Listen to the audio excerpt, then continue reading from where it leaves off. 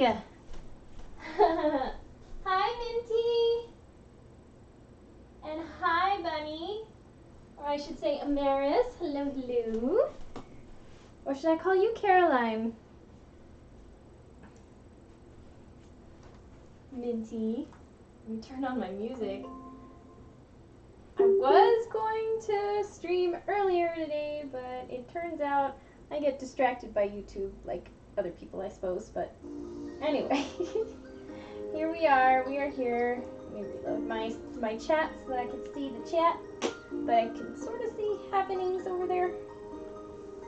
There we go. Hi, hi. Hello, Grace. Hello to all my friends. How are you? I am so excited you're here. Hopefully, we'll get some finishing touches done on this dress and it'll be done. Oh my god, I just remembered what I was doing last night before I got off. Working on this. I mean, it came out really nicely. It just has to be top stitch closed right here. Well, top stitched all the way, but... what? Why music? Why you stop? Why did you do this?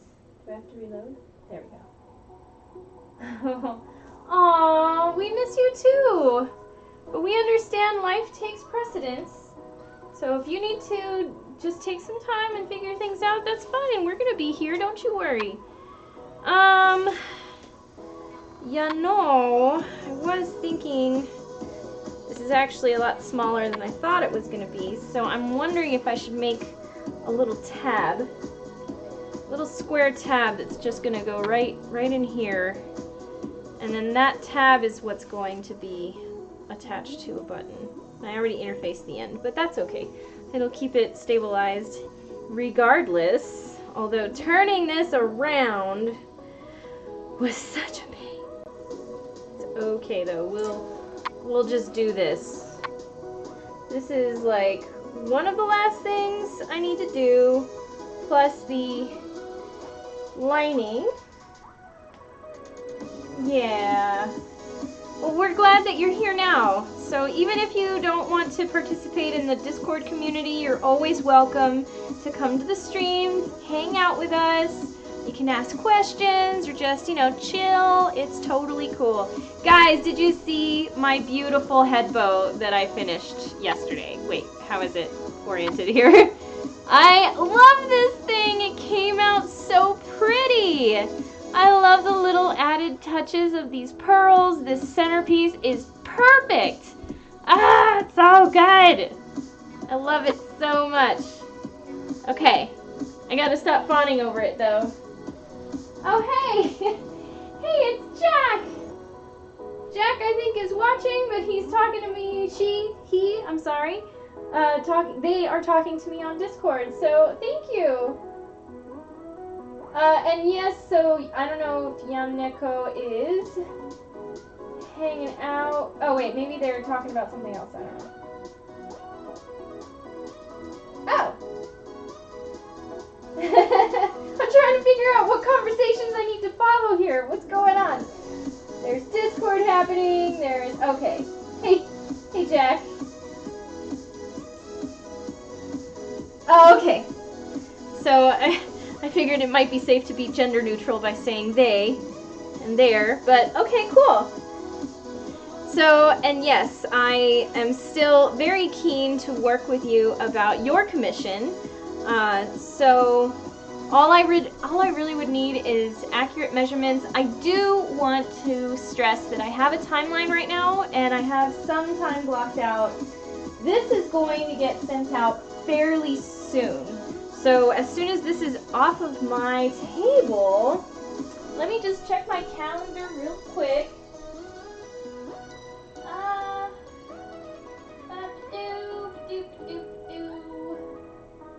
So I have slotted for this. Let's see, we're on the 24th now. So technically I have it slotted for until Tuesday, but my plan is to have it done before then. So usually what my turnaround time is 20 days when I get a commission. And so I'll block out 20 days on my calendar to work on a commission. And I try to get it done faster than that, but that just gives me enough buffer in between projects. So at the moment, I have it blocked out for this is should be done by Tuesday, and then the next day I start, hopefully if I get the fabric in by then, the next project, which is my other client who is in New Jersey, and they have a dress that's already patterned and it's already to their size. So they are due in mid-November, so if you wanted to commission me from then, I would have it done from the 15th, and I give myself 20 days, but I try to finish it sooner. So that's just so you understand how my timeline works. Like I said, I try to finish earlier, but if you have a deadline that's sooner than the end of November, we might have to talk about that. But anyway. So Jack, you can, if you want to chat with the rest of us, you can go ahead and come to the Twitch chat, and that way you can participate in the chats and stuff. Now why? Music, why? Why stop? Why you stopping? Reload, gosh darn you. Okay, that's fine. Hopefully it'll pick up. And for some reason, all my Pretzel Rock stuff is getting muted on Facebook because Facebook is dumb. And they're like, this music belongs to someone else. Well, it's Pretzel Rocks. It's not supposed to be DMRC, twat. Whatever. Alright, let's see. Got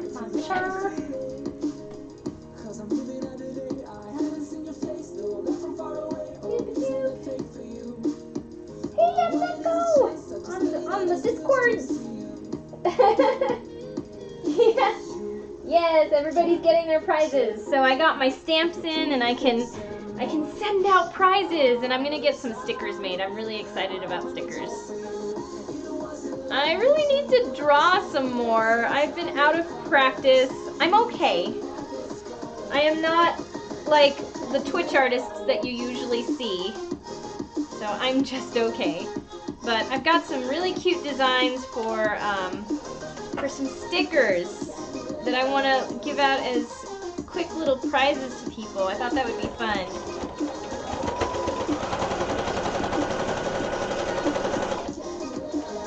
We're making the waist ties for this guy. Can you see me okay? Oh, I just realized. Hey, I cannot see my things. My calendar's up right now. Okay, so let me just see real quick. 30th. Yeah, okay. 14th. So the 14th to the 29th. Okay, so I do have another commission request, but they haven't really, I really only block out the time for when I get payment. So right now we're looking at the 14th to the 29th. If you wanted to commission me, Jack. Somebody else wanted something for the end of November too, but I haven't gone further with that request yet. So I'm not sure about that commitment yet.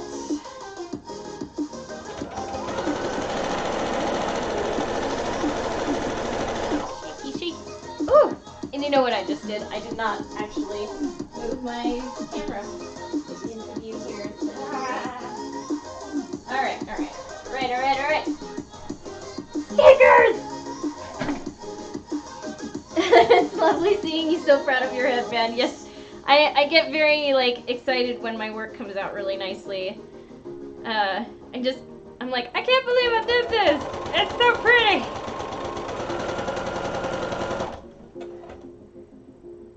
Everybody should be proud of the things that they make. You know, you can't just make things and say, nah, there's another thing. Like, no, be proud of your work.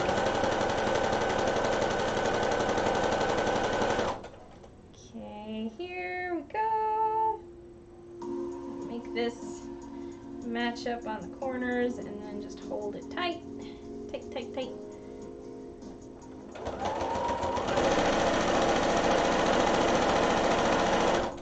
I'm gonna leave a little opening at the end here.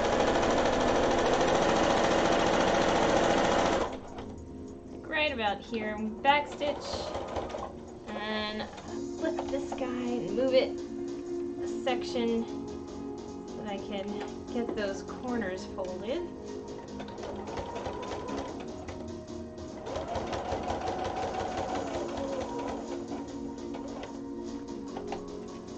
Perfect.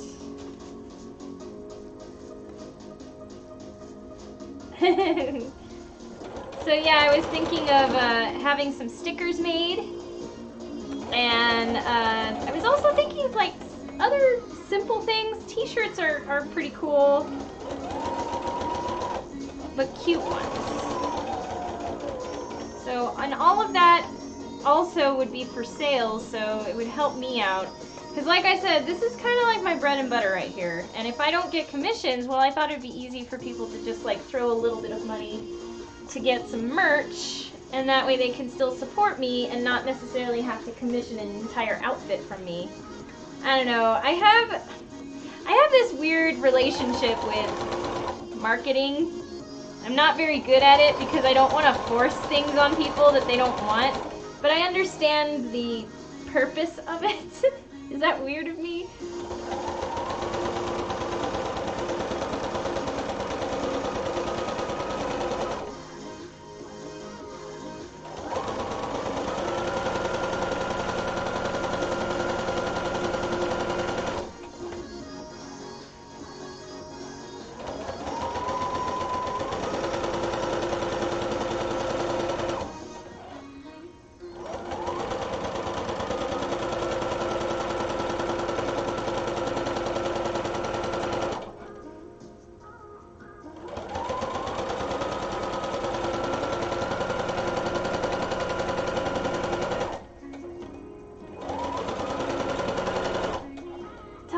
People, hello! Ooh, there's 8 people watching right now. I'm so excited.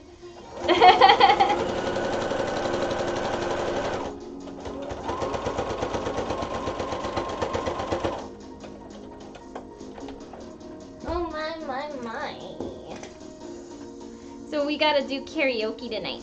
I was invited by my boyfriend's mother to hang out with her and her friends while we do karaoke. Sometimes, well, it's I love singing and I'm okay at it. So I love karaoke and I used to do stage kind of stuff, and I don't know how familiar you are with my other endeavors, but I have another YouTube channel where you can hear me singing songs. And I love singing in different languages, primarily Japanese. I sing in Spanish, I've sung in Italian. I was in my high school choir back in the day and thought for a hot minute that maybe I could do something with the singing thing. But you know, that's a tough competition, so I just stuck with what I'm really good at. And that's more like my hobby now. Karaoke! Oh, thanks, Grace. It's not weird. That's cool. Yeah, we don't have many places here. I suck at singing, but I loved when I was in choir. That's neat. Yeah, I was the shy one in choir, though I had like a decent voice and I had some voice lessons. My mom was a singer. She studied opera. Eventually I studied opera at when I went to community college.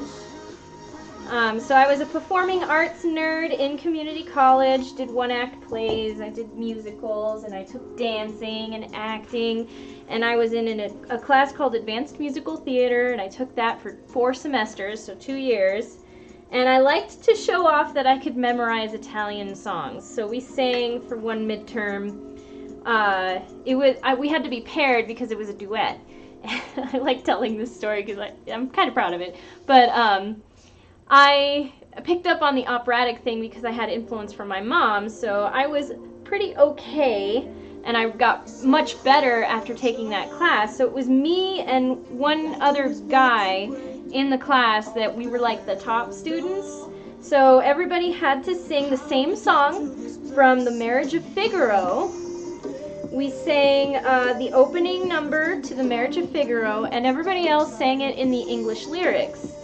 But my partner and I mean, that's what we were instructed to do. My partner and I wanted to one-up everybody in the class, and I asked him, do you want to do this in Italian? And he's like, oh yeah, I want to do this in Italian. So we practiced it in Italian, and we knocked him dead. We were so proud of ourselves. I was very proud of that moment. It was very fun. That was fun. But I sang a little opera here and there. My voice is nowhere near what it used to be back then when I was taking that class twice a week for 4 years. Or 2 years, sorry. Still.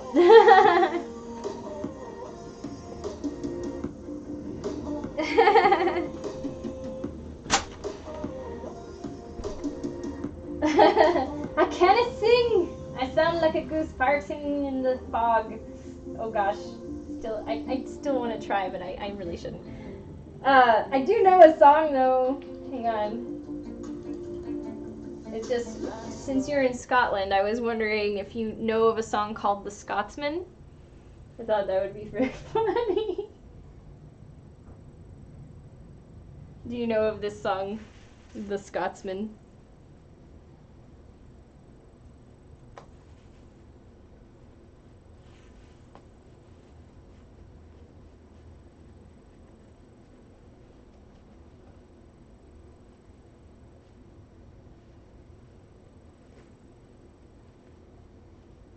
Turning these corners while I'm talking to you.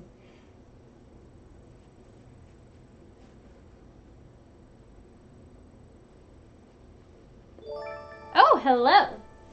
Hello, new follower. Oh, of course, it's Jack. Hello, Jack. Hi, Jack.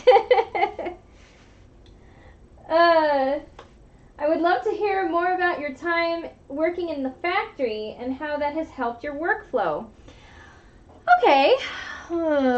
Well, I gave it a good shot a couple times with the same lady, who was very, very knowledgeable. I was extremely excited to hear when I ordered her book on manufacturing. And I will show it to you in a second. Let me just get this. Get this pulled out for a second. I'm just gonna ease out this corner so that I can get a nice sharp corner. There we go. It's pretty decent right there. Can I get it to be a little more crisp? Crispy corner. I know of The Evil Scotsman by Billy Connolly. I love Billy Connolly.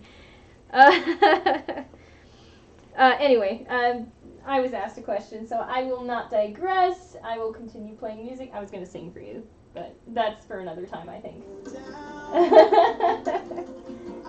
So, okay. My time in the factory. So this lady wrote the book on the sewn product manufacture, guide to sewn product manufacture or something like that. And I have it. When I ordered it, and she's local, but when I ordered it, she noticed that my address was local from the same city. So she found my blog, commented on it, and I was a little bit starstruck at the time. So I immediately was like all over about this and trying to keep up with talking shop and stuff. I asked if I could get a tour of the factory, and of course that was accepted. Eventually, she asked me to give it a try to work in her factory. It's a very, very small factory as far as factories go. So it's more like smaller putouts. You know, like I would say, like I did 60 units of one thing at one time. I did not sew fast enough for what she needed. But she did teach me quite a bit about how to organize what we did for cutting out samples, some secrets that she insisted I not share, so I'm not going to share what she does to cut out samples, though I incorporate some of the techniques, not all. Mostly just, this needs to be done, then this needs to be done, then this needs to be done. And once that is all done, it's all bundled up and moved to a station. You set up your stations all separately. You don't have one machine doing everything because you have different colors sometimes. You have different machines doing different jobs. For instance, you need to overlock these first, then you need to cover stitch these, and then they need to be sewn together in the center. So it was mostly just finding an order of operations for a particular unit. And when you have multiple things, you have to separate the bundles by size, and then you just do one size at a time, or a style or something, and then once that's done, you move on to the next one. So there's like a lot of... I'd love to hear you sing a Scottish song then. Oh, okay. Well, maybe later. But it's, yeah, it's really just finding a flow of things that need to be done in sequence. So, and you can't force it. You can't just do like one job and then do the next one. You have to do like a certain bundle of jobs first, and then you move on to the next step.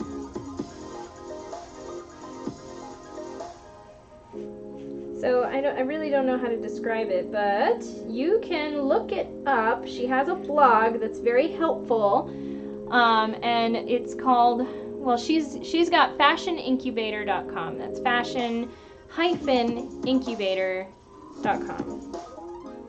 And I will stress again that there are many things that she asked me not to share because they're kind of trade secrets for her. So basic knowledge incorporating what I've learned is basically what I teach. Okay, guy. You're gonna get through there now. Yes, you are. Yes, you are. This is a lot easier than yesterday. Aha! Yeah, it's a lot faster than yesterday when I was just trying to pull it out by hand. Good grief. Alright, 2 waist ties.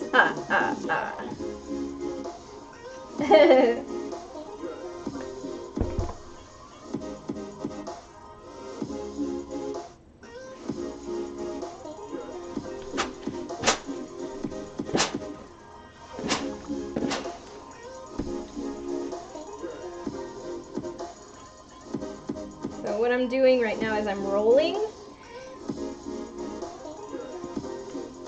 those seams so that they're a little bit more even. So you see how it's all puffy right now? So I do this. I basically roll it back, gently keep it pressed down and roll it forward so that I have it sort of matched up, and then press that. This trick I learned at the opera. Actually, a lot of my sewing techniques that most benefited me, I would say I learned at the Santa Fe Opera when I was an apprentice there. The factory techniques, I was so consumed with like doing one thing at a time. And that is an issue that Kathleen told me that she would come across, is that costumers, people who work in costume for film or stage, tend to have a different kind of workflow than what is required of expediency and efficiency in a factory. So while I learned quite a few techniques as far as doing things as efficiently as possible, I was still kind of stuck in this mindset of this one thing has to be perfect before I can move on. Although I could probably end up making like, I want to say I could do things probably 5 at a time because I do have the equipment for it.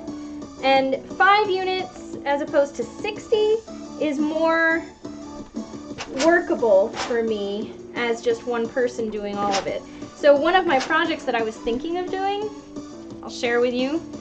So I've got actually quite a bit of fabric. There are a couple different fabrics that I have many yards of, and I thought it would be fun to do like a production, a very small production run of these particular things. So I have some winter fabric here, you know, just some inexpensive broadcloth quilting fabric, but I have a lot of this. I could probably make, I want to say like 3 dresses out of this stuff.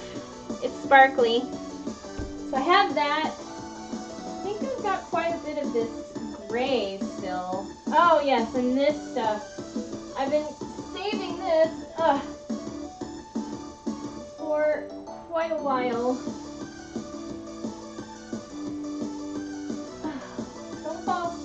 Don't fall, I've been saving that. Guys, I have so much fabric I just want to make dresses out of. Oh, what do I do? Forget how much yardage I have of this stuff, but this is really fun. I think I even washed it already. Feels like it's been washed. This has not been washed, but this has. It's very soft now. I want to say like I got, I don't know, a ridiculous amount of yardage, 6 yards perhaps, so I can make maybe 2 dresses out of this stuff. It's so soft. This is like a nice high quality quilting, so it's a little bit less bulky, whereas opposed to, see, it's got that cute like bordery type thing. I saw this and I had to get some, like a lot of it. This stuff, yeah, this definitely needs to be washed because it's still pretty rough. This is just your basic Joann's quilting cotton. This is still like much finer. So I got like, yeah, it definitely needs to be washed. It's all sticky. I think I got like 3 yards in little packs of 2. It's almost winter. Wouldn't it be cute to have like a winter sort of themed thing? Anyway, my idea was to make like a little tiny production run, like one of each size sort of idea. Ooh, get out of there.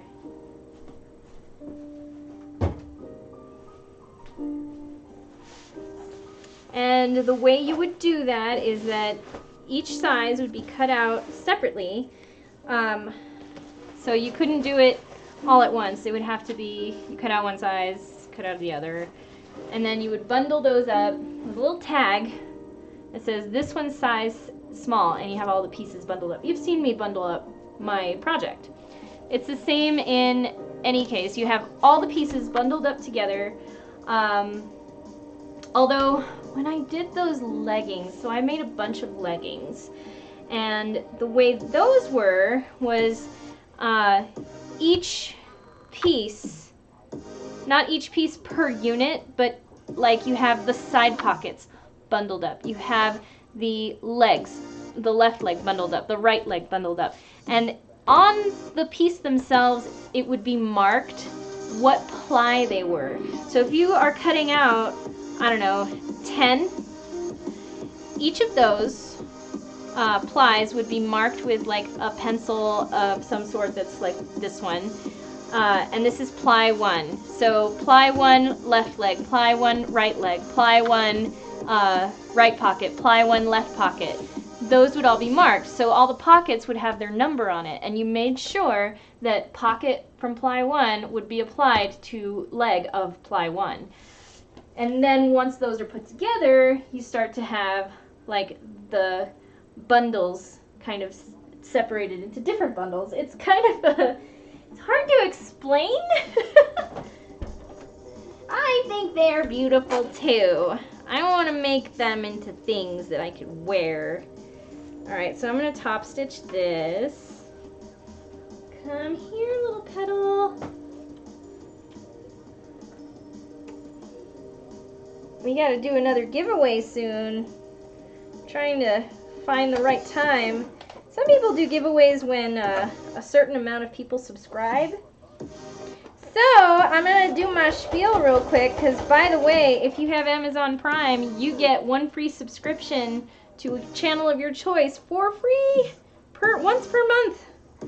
So if you want to help me out and throw a little bit my way, if you like what you see, you can support me by doing that.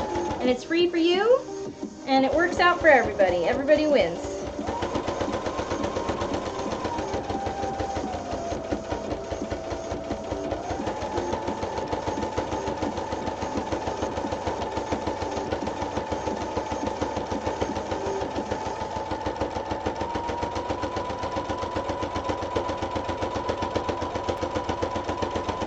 Oopsies.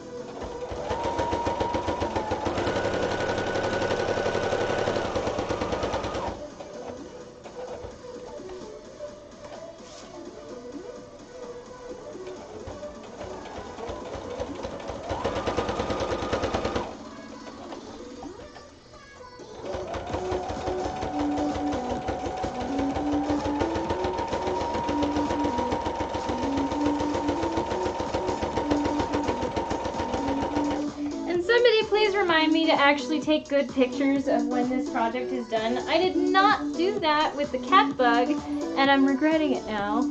Like, I have my nice DSLR camera, and I really should take nice pictures of my finished product. I don't know what's wrong with me. I just got so excited to send it out. So we'll see. I got like quick pictures with my iPhone, but it's not the same.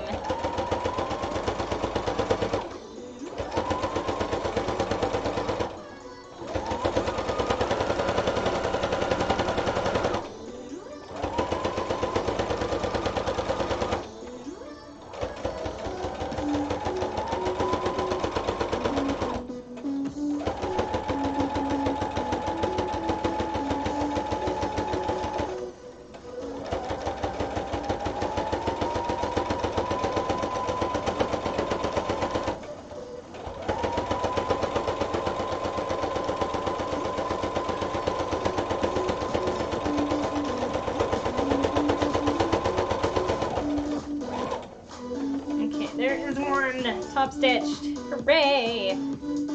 I did a needles width away top stitching on this guy. Look at that. That is per nice, right? Can you see that? Ooh, ta-da! Ah, that was a very nice top stitch. I'm trying to also watch a sad movie while watching your stream. Oh, how's that working out? All this laughing and giggling and you're watching a sad movie? I'm so sorry. Why are you doing this to yourself? Oh my gosh. Yeah, I'm going to have to put tabs on this because first of all, I like having the option of removable bow ties or removable waist ties. So it looks like it's designed and meant to be inserted into the side seam of the dress. Let's put the dress in view so y'all can see how lovely it's turning out. Look at this gorgeous thing. I am really liking this. I'm going to put those buttons on. It's going to be so exciting, right? Hey girl, looking good. Yeah. Anyone ever try patterns from Bambi? Asks Alamede on the Discord. I can't say I've ever heard of that. They've got a MOOC called Princess Dress Sewing. Huh. Princess Dress Sewing. Oh, that was the other thing that I wanted to experiment with. I can do... If I put my mind to it and I stop getting distracted by YouTube videos, I can do like Illustrator and make digital patterns. I just haven't done it because reasons. But I was thinking of playing with putting out patterns for things. Because I change up these patterns often enough, and I also want to like grade things up. I don't think I've tried grading yet in Illustrator. I can do seam allowance. That part's easy, but grading is a little bit different.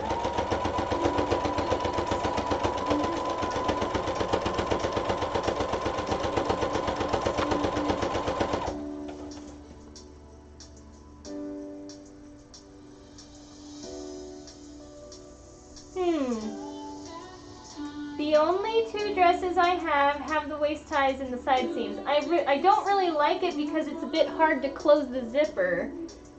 But I see the brands have it removable. Honestly, I don't know what's better. Yeah, I've seen both. Sometimes I do the removable ones because it's easier to tack them on if I forgot to put them in the side seam in the first place. But I think I like having them removable just in case, like, sometimes you might want to wear an apron or some other accessory that already ties around the back, so you don't want to have the extra waist ties there, do you?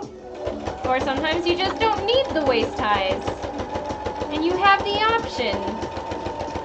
The buttons don't usually get too in the way. Actually, you know what I might end up doing is, instead of doing the same decorative buttons that I'm going to put down here on the center front, I think I'll just do some flat ones.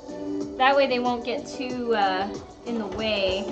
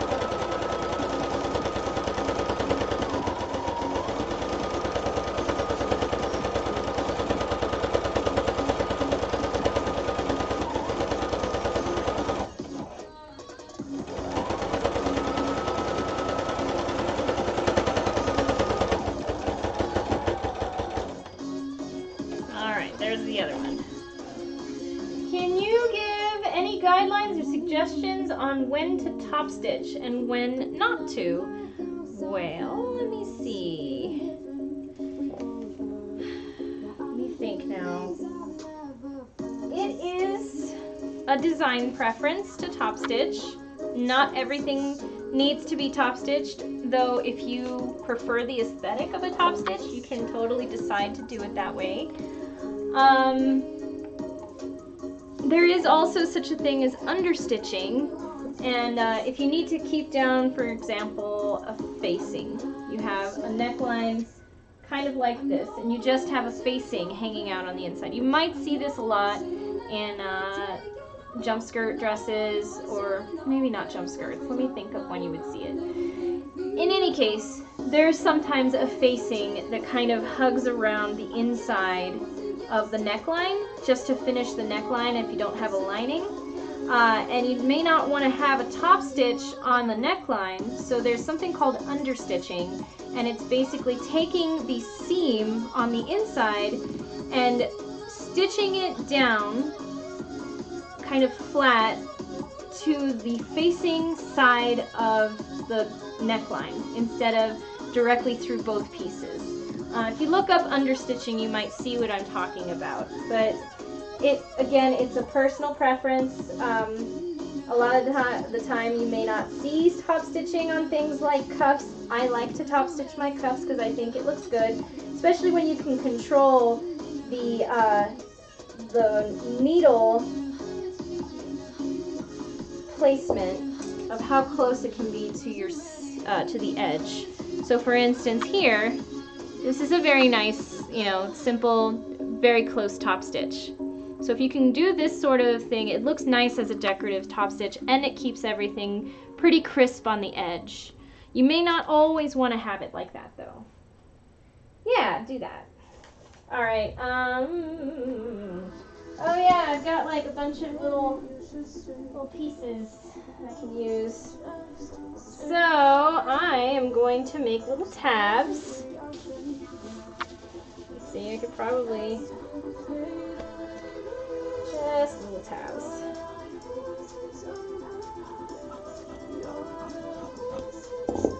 Just probably only need this much.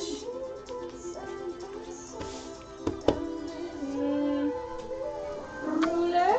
I need a ruler. I need a marking pen, which I have here.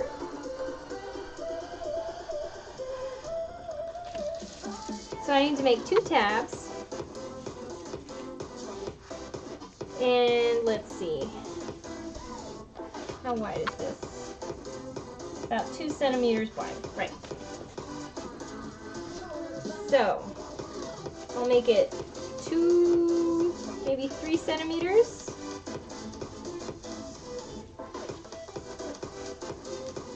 Plus 1 centimeter for seam allowance.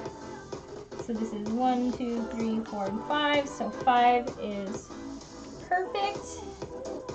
And then we're going to trim this. So the tabs themselves, I think I want to make them square.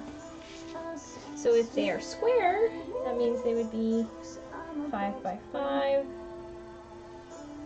That would be the center.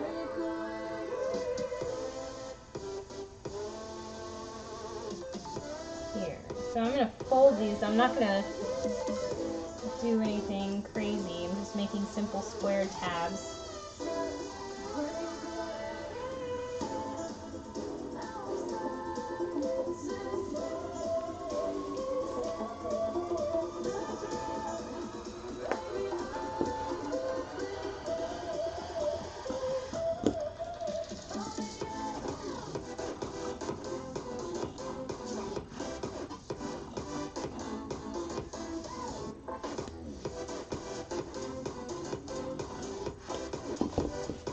So, these tabs now are going to be folded. So it's going to be a little bit elongated.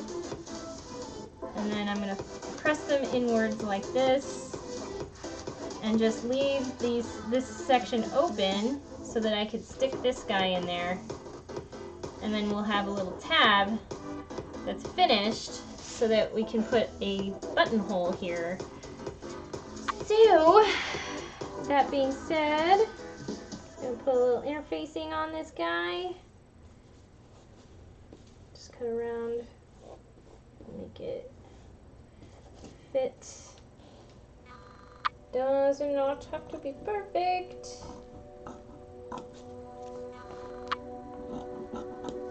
There's one.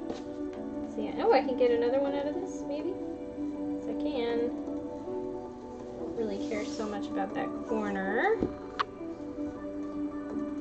Did I mention how awesome this interfacing is? I know I probably said it a million times, but oh my god, you guys.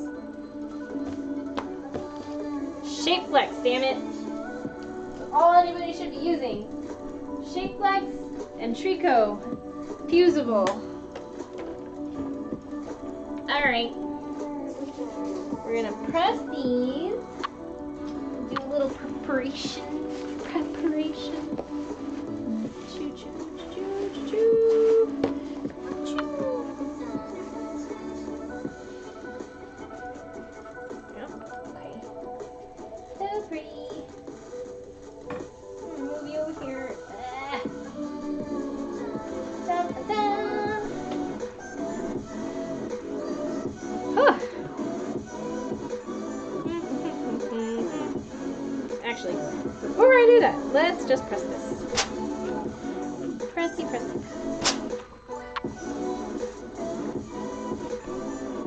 And we'll do this.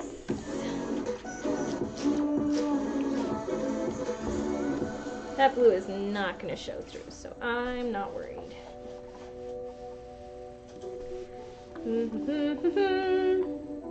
How is everybody doing? Man, I really gotta get some stickers made with my little logo on it.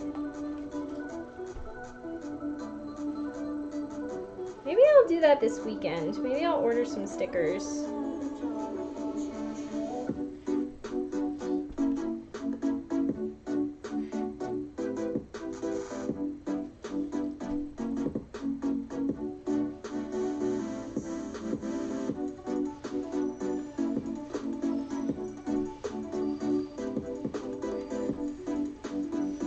Alright. Whoa, that dropped real fast.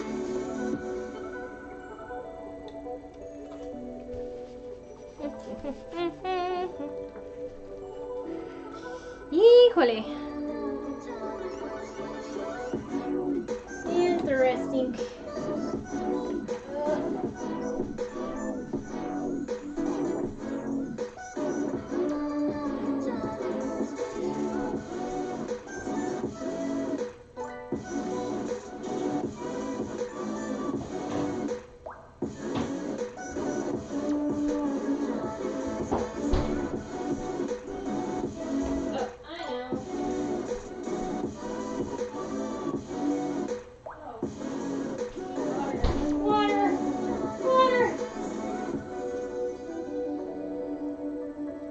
Oh god, that's good.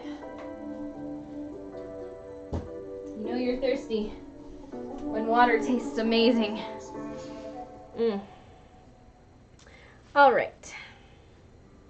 So I'm going to pre-press these ends.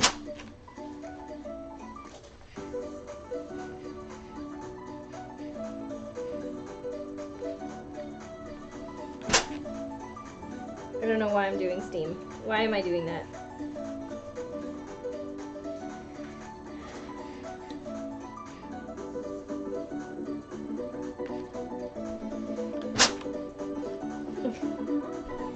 I mean, I guess it's holding up, so it's fine.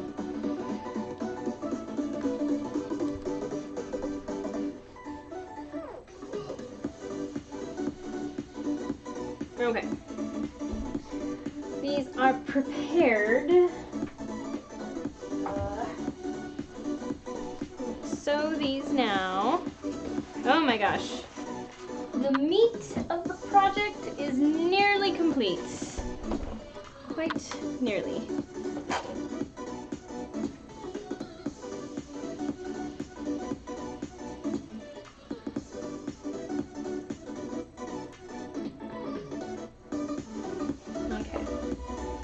So I am going to just, let's see, take it along. See, it's already folded, so I don't have to worry about that when I turn it inside out. All I have to do are these edges, since it's on the fold. I'm not even going to cut it.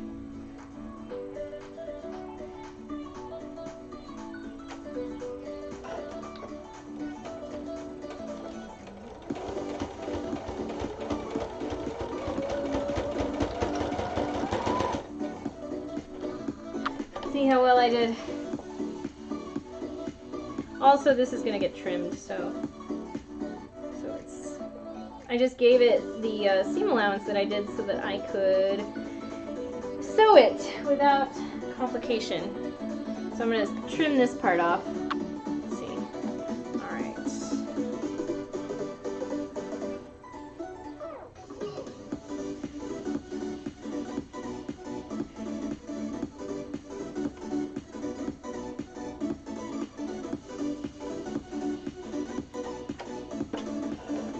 So is Jack still there?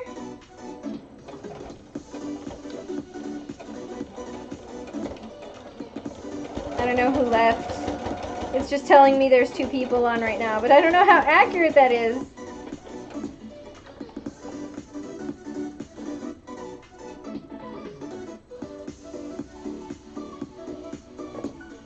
Hey, Jack.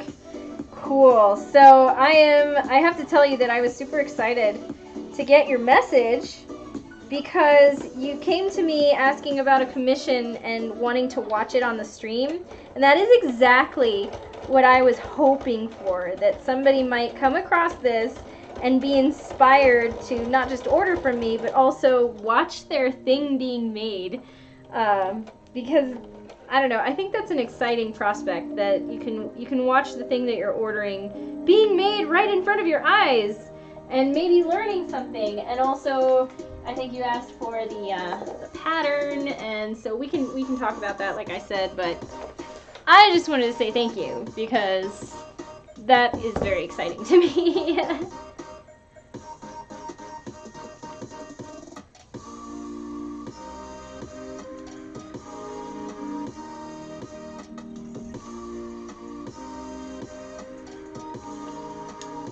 Alright, now I know I've done this before, but it might have been... Oh, hey! Oziah?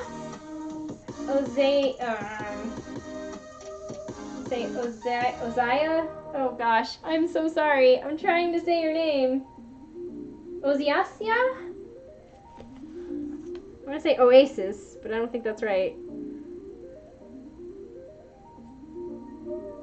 Yeah, I thought it was fun. I thought it was a really cool idea, and I wasn't sure if anybody would actually be interested in doing that. So I am very happy that this idea is not just my own. Did I make it too small? No. Just gotta turn this inside out. That's all. That's all I gotta do.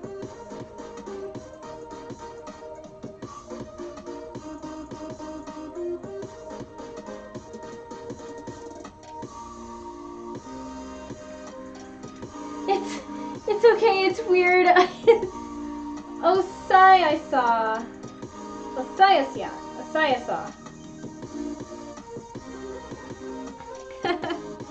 Thank you for the pronunciation guide. I appreciate that. And welcome! I don't think I've seen you in the chat before, so I am very excited that you're here. Thank you for joining us. Yes, if there is any question I can answer for you as far as sewing is concerned, or even Lolita fashion in general, I am here to help out as best as I can. I have been into Lolita fashion for 10 years, and I've been sewing for 20. No, yeah, 20 years. Oh my gosh. I am older than I look.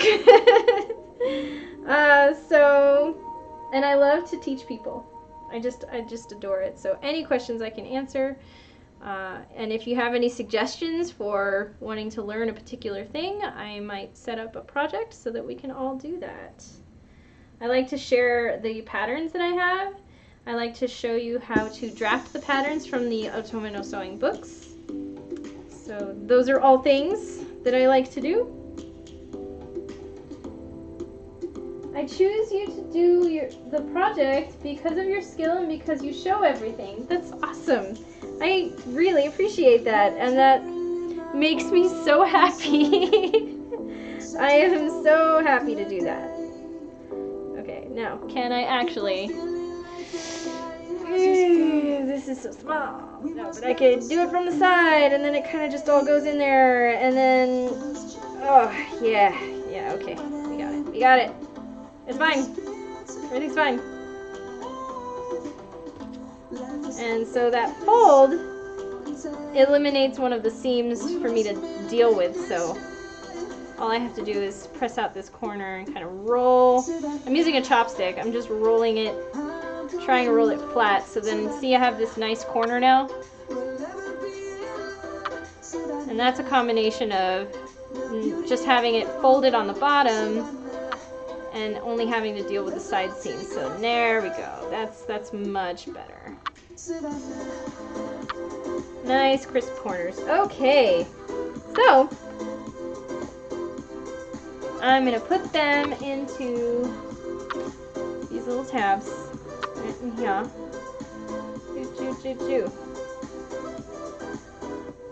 See, and now we have a little extension, a little cap, if you will, for the waist ties. So, and then I'm gonna put a buttonhole here. And it's going to be a detachable, removable waist tie. I also like making things adjustable. So if you ever see my Alice aprons, they have 2 buttonholes on there so that you can adjust the length of the shoulder strap. Okay, we're going to close this.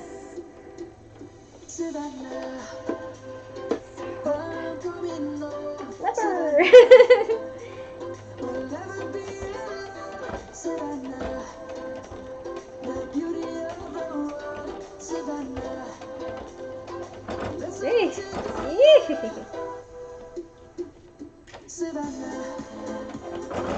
Oh yeah, oh yeah, oh yeah. You do it, you got it, you got this.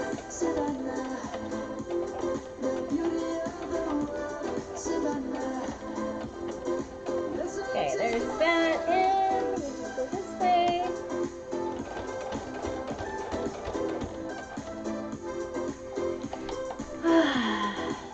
Really? This corner. This corner. Can I though? Nope, I'm not gonna bother with it. It's fine. It's mostly functional, so don't worry too much. Okay, just gonna go back around.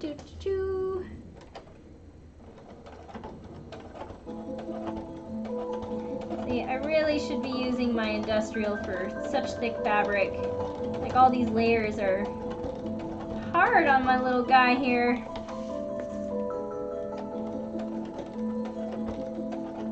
Okay.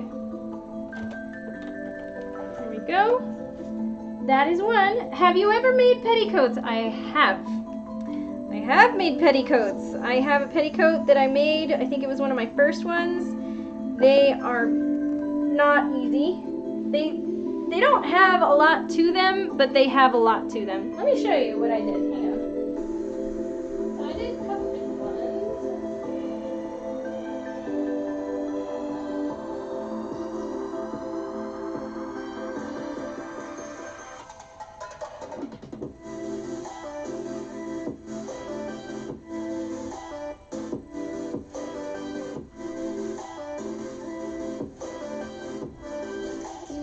So, I will preface this by saying that this petticoat was my prototype. And it is out of a tricot chiffon. It is made in, I guess, the way that you might have seen some petticoats being made, in that you have long lengths of the base of chiffon, and then on the edges you have tight, super tight ruffles just kind of sewn all along. So here is the petticoat that I made, and like I said, it's a prototype, so it's like not very well constructed as far as, I ran out of white, so I had to go with the black that I had, and it is 1, 2, 3, and 4 layers of just 2 lengths here of the longer stuff, and then on the edges of each layer is just a bunch of ruffles. And I used a ruffling foot for this, and this was hard. This caused many tears and heartache. It's so fluffy. It is so fluffy. So after doing the petticoat like this kind, I moved on to try to use organza. So it's a tricot organza. This is, okay, I do have one underneath here. I can't really show you very well. So instead I tried making just a bunch of same length organza petticoats. There is a supplier for dance wear or dance fabrics called, I can't remember what it's called, but they specialize in things like material for this thing, so I got, and they're pre-cut rolls, so if you need a certain length, they already have a roll of this ready to go in just one long length. And smaller ones too, so a whole roll of like this 2-inch chiffon tricot, and then this one's like a 10-inch, I think, maybe an 8-inch. I think it's 8 inches. So you can get the pre-cut rolls, and you just have them undoing while you're working with it, and it's kind of, it makes things a little bit easier. I actually have a bunch of the pink kind. I was intending one day to maybe make pink petticoats. Oh, so okay. Here are the pre-cut rolls that I bought to make petticoats, and the tricot, specifically weave, or it's like, I think it's actually knitted. It's considered a knit. Tricot is spelled T-R-I-C-O-T. It looks like tricot. It's called tricot, and it allows you to cut it without it unraveling on you. So this is a, you know, this has been cut for a while now, and it doesn't fray. I think this is some leftover chiffon. So this is also a tricot, but it's considered tricot chiffon. This is the organza. So you just have rolls of this in different lengths, and you have a ruffler foot, and you just go to town. I have a bunch of pink. So much. That's fluffy. Alright, I'm gonna put this away now. First petticoat. It was a nightmare.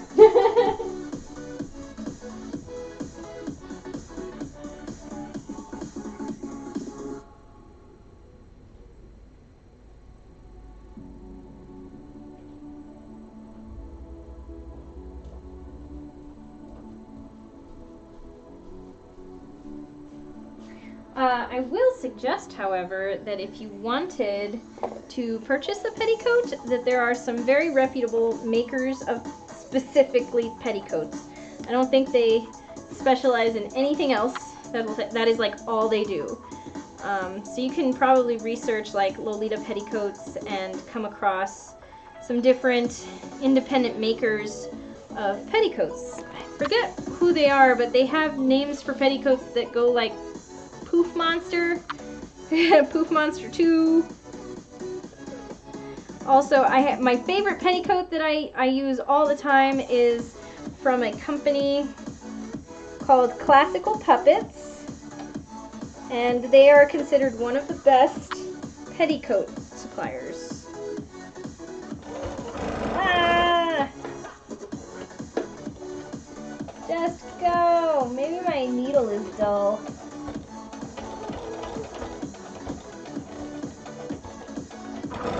Ugh. It's trying.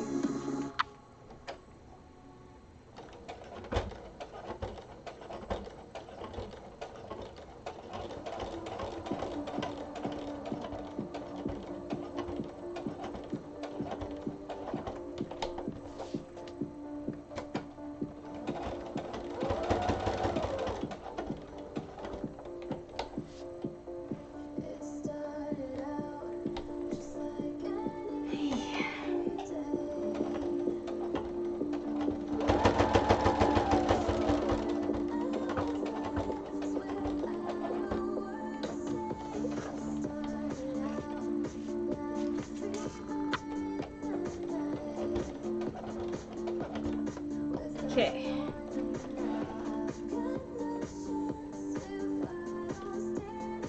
Hey, I saw a post the other day saying that but the quality decreased while the prices are the same. Really? Oh, I'm so sorry to hear that. I bought mine, I want to say in like 2011, so it's been a while. That's too bad. Yeah, they used to be like the go-to for everyone to get their petticoats. Well, but there are other reputable sellers on the internet. Let me see. Lolita Petticoats.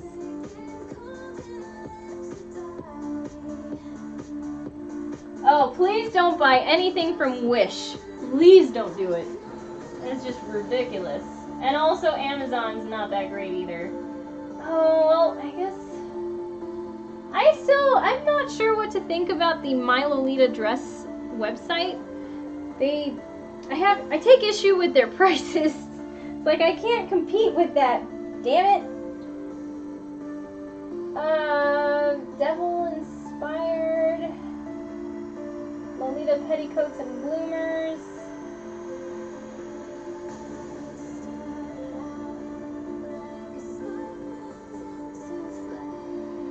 Wow, they've got some really cute things. $75 for this pleated flounce petticoat.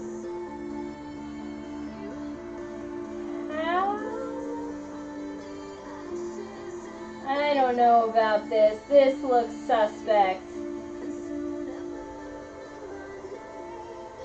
This looks like cheap china. Those prices too. Eee. Have you ever heard of them attached to like a cami top? Maybe it's just me, but I have issues with it moving around while wearing a dress. Moving around how? Like falling? Or bunching? Let's see, and then Minty. I remember during that time I heard a lot about them. People re-comment Aurora and Oriole, as well as MLT. A&A is cheap and poofy, that's what they say. That's what they all say. I'm getting one from them now. Everyone wonders about MLT, and I've followed her stuff for a long time. She used to do also tutorials. I made a petticoat using her tutorial once. Oh, neat. Yeah, I mean, even with a tutorial, they're still pretty difficult to make if you don't have the right equipment and practice. It's just a lot of ruffling. And I've kind of been able to get around the ruffling part by just not really caring so much about measuring ahead of time and just ruffle. So many ruffles and I'm drowning in ruffles, and then I'll take my stream of ruffles and then I'll attach it to a certain length, cut it off, take more ruffle, and then I just kind of do that. That's the easiest way that I've discovered to make ruffling, like ruffles on the bottom hem or something. Oh God, I don't want to say this, but I'm a little concerned about the length. She says she's tall. It's supposed to be really long. This is pretty long for a Lolita dress. But if she's tall, I'm just hoping that it hits her just right. I did consider, and I don't know if she's watching, but if there is an issue with the length of this skirt, I would like to get it back and then maybe add some ruffle at the bottom to lengthen it, or even make like an underskirt separately. In any case, it will get fixed if it needs fixing. So okay, we got a couple waist ties here. That's done. Just need to add some buttonholes to it. Hoy vey. What else do we have to do? Oh yes, the lining. We got the lining all done. It just needs to be, I need to do the basting stitch to attach it. That's a lot of fabric, yeah. A Like the petticoat moves to the front is longer than the back or something like that.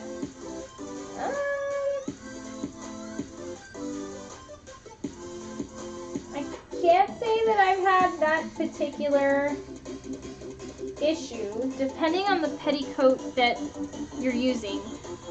My classical puppets has a complete, like, sewn in sort of elastic waistband.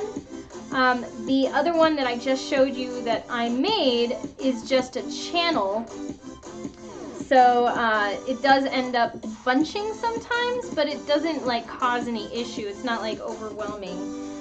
The classical puppets has the waistband elasticated and is also sewn into the waistband so that it's not going to shift on you.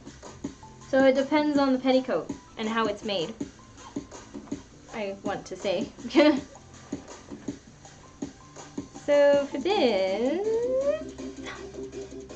I need to do this. I'm going to do it on this side. So I think.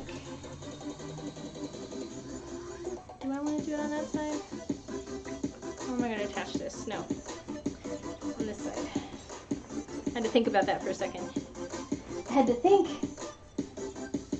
Oy. Alright. Basting stitch time. Hooray. Doo-doo-doo. How well can you see that? It's okay. So, basting stitch, everybody. You know what that is, right? All the way to the widest stitch length, longest, I should say, stitch length. We are moving this about 1.5 centimeters away from this edge, and we're gonna go for it. Oh yeah, before I do that, hey, how about I find the center of my center panel?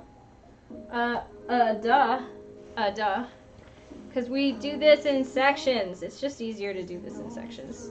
Otherwise, you're gonna kill yourself trying to like manipulate an entire long bobbin string of ruffles into the waistline. So, find my center here. I'm gonna snip it with a little notchy notch, and then we're gonna do this in sections. So we're gonna do this to the side seam, then from the side seam to the center, from the center to the next side seam, and then from that side seam to the edge. All right.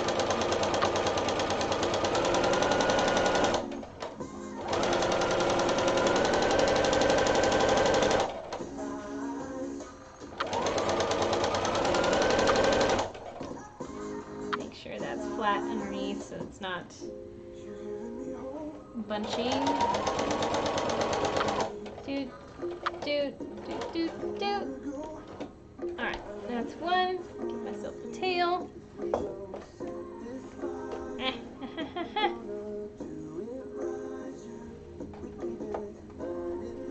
I made so much rice last night, and I made a spinach pie. But I made a bunch of short grain rice so that I could make rice balls. Onigiri. We got some salmon and Kewpie mayo for filling. They are delicious, by the way. Rice balls are pretty easy to make. They're like Japan's equivalent of a sandwich. Okay, where's my center? Where's my center? There it is.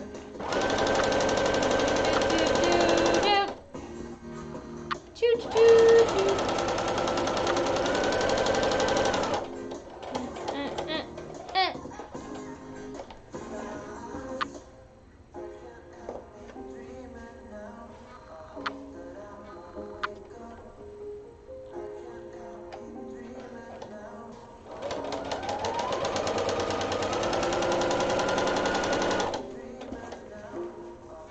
How's everybody doing out there on ye old internets?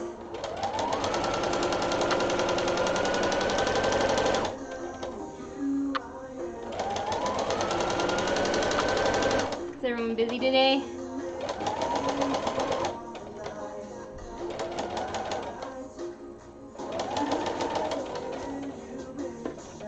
Last section. Last one.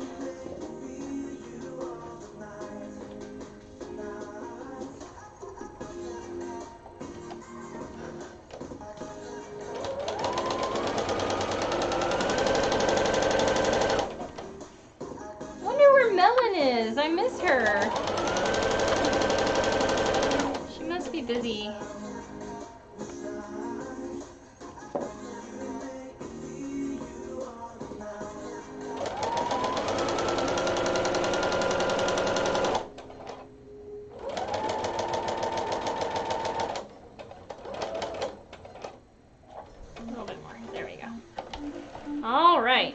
Basting stitching is done.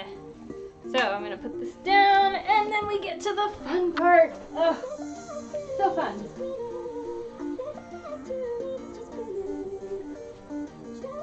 Alright guys, here's the dress. Now we have to attach yield lining skirt to lining. So of course, same as same, we do the right sides together. I need my pins. I have my pins. Hooray! How did your workout go yesterday evening? Well, after some complaining on my part that I have to do some self-inflicted torture for something I'm not quite clear on why, I did it.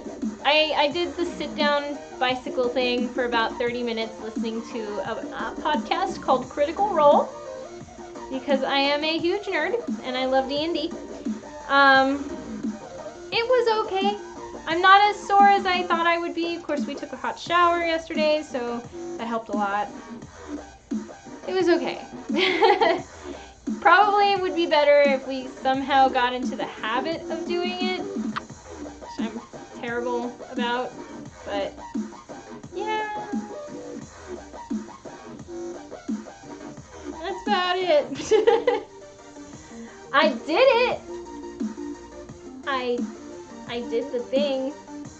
I was all mad at my boyfriend because he was like, yeah, I figured we could do it for about 30 to 45 minutes. I'm like, 45 minutes? 45 minutes of self-inflicted torture? You must be crazy. No, not okay. But I did 30 minutes. That was okay. I'm terrible. I think I might be a little bit too comfortable being sedentary. Of course, that's just generally what happens, isn't it? You're just not... We're used to not doing some things. You don't really want to change your habits.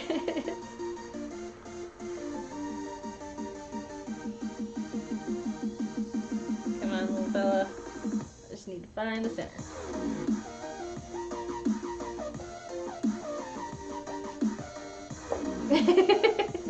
Right. Yeah, well. Maybe we'll do it again on tomorrow or something. We don't have game on Sunday.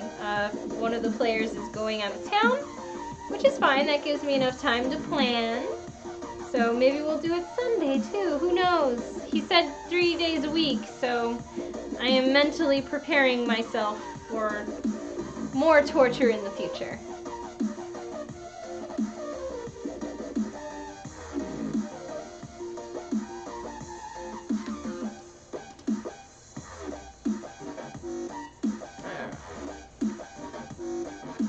So somebody that I mentored under described this process that I'm doing here on the table as dividing and conquering.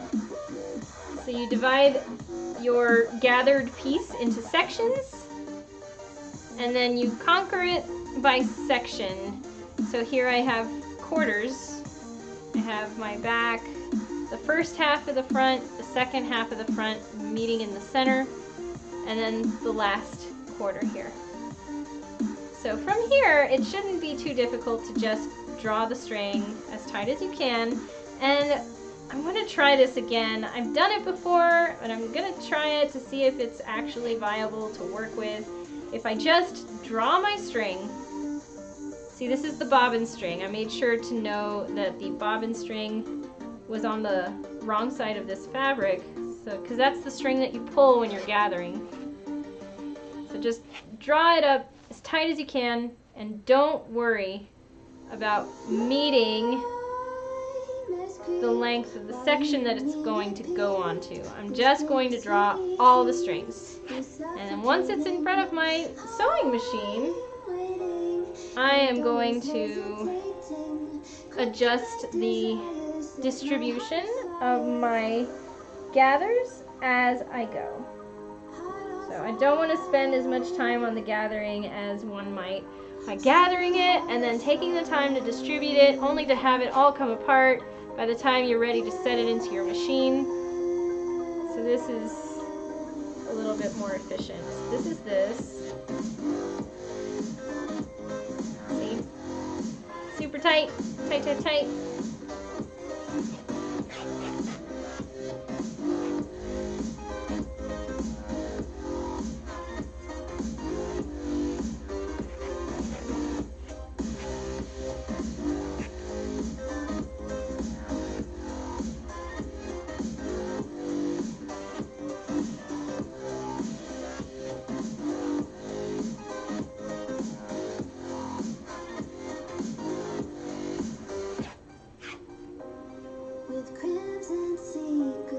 Okay, so that is all gathered. I'm going to bring up my machine again and work with what I got. Let's do this.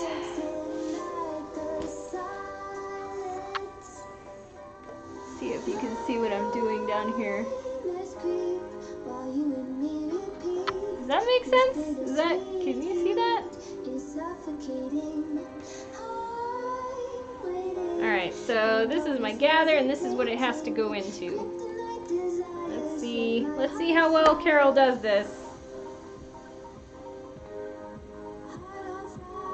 Oh, it's dry here, gosh darn it. I get so nervous gathering my Lolita skirts, so I painstakingly set the gathers and pin them to death so they don't move. So here's where my time in a factory kind of paid off, is I'm always trying to find faster, more efficient ways of doing things. So for this, let's see, I'm gonna make, yeah, I can do this at that 5/8 probably. So for here, I don't want to worry about messing with this away from the machine because that's going to take time away from the sewing. I'm going to have to adjust it again anyway.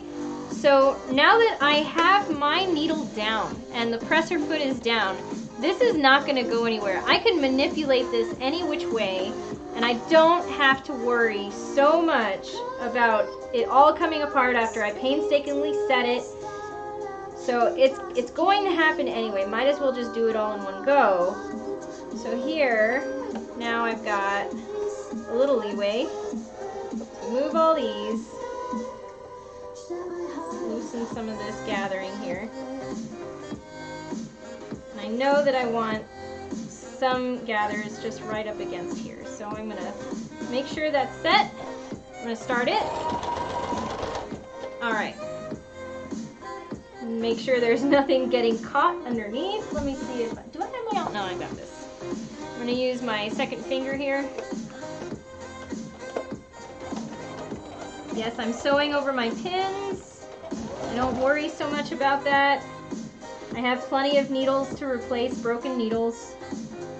Because you can't afford to spend the time sometimes. You just have to go for it and do it. So here I'm just making sure it's mostly in the places that it needs to be. Yeah, my whole thing is try to do things efficiently and still well. Here I'm going to put a little bit of the gather back this way. Okay, and it's fitting right inside the section that I need it to be. Make sure this is straight. It's kind of pulling on me. Choo.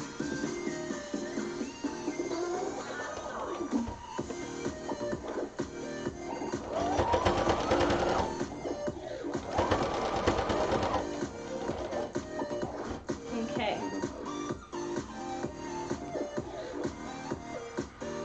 So now we're getting ready for our next section.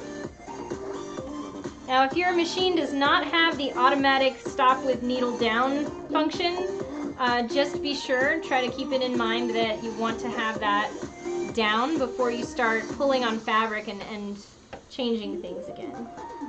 So here we go. We're going to move these until it matches the section underneath that it's going to fit into. Kind of evenly distributing these gathers. Holding on to this one over here so that I can pull it.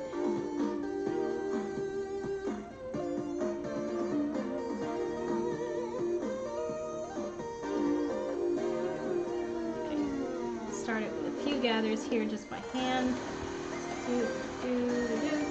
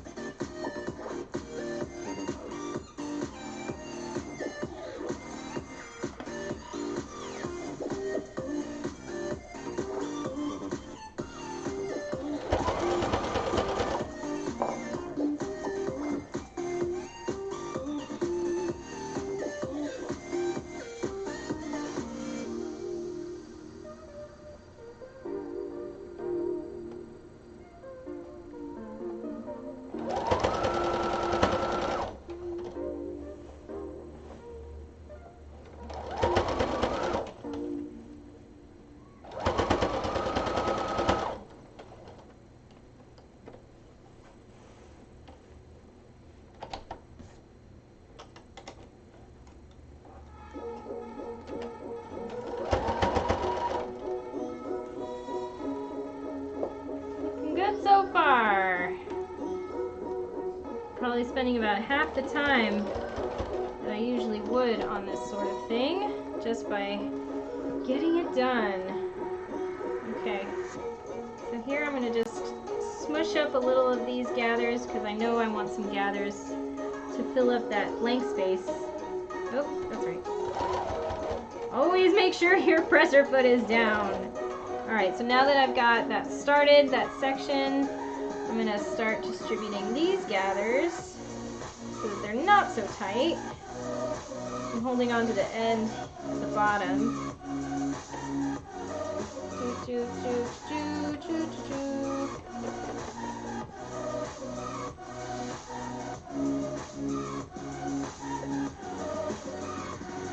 Using all your fingers.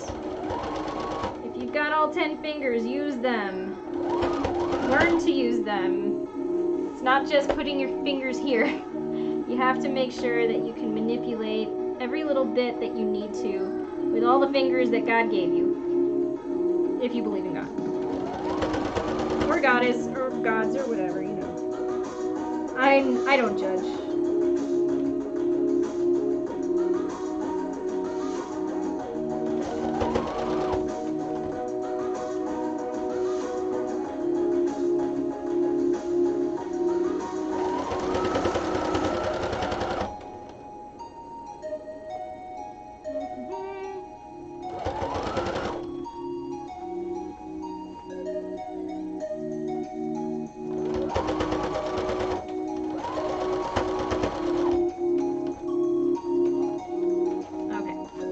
Section, making sure I got nothing caught underneath where I'm sewing. Boy, I've had that happen. That is not fun. You like sew a whole section, you realize part of the skirt is now part of your seam. Oh my god, what? Like folded up in there.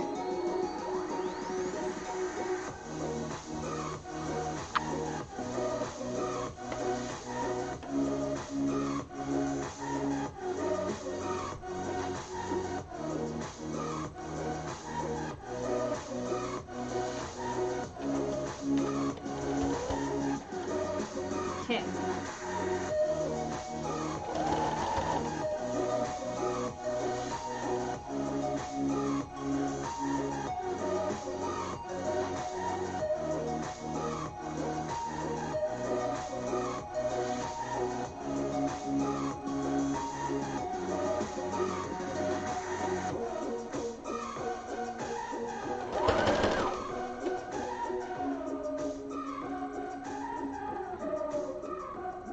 Yeah, but fabric, the manipulating of your fabric is the one most important thing you could possibly focus on improving ever. Even I'm still like learning new ways of where to put my fingers, where to press down, all the time. It's a constant learning process.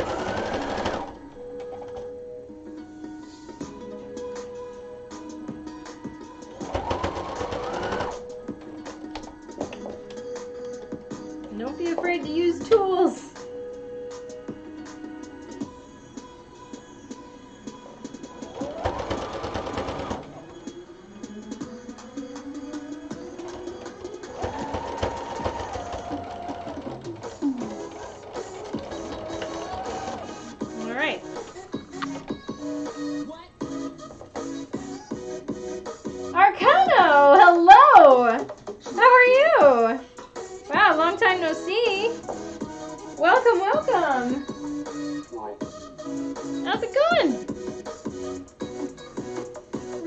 Up a really cute dress here. Putting on the lining. It's coming out really nice. What's up? Like I said, just working on this commission. Talking to peeps. Making friends. You know how it is.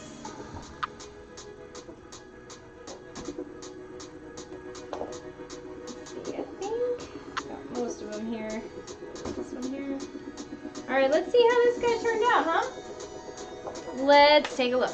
How well did I do, and did I totally mess it up? Sometimes, you know, you never know. It looks okay.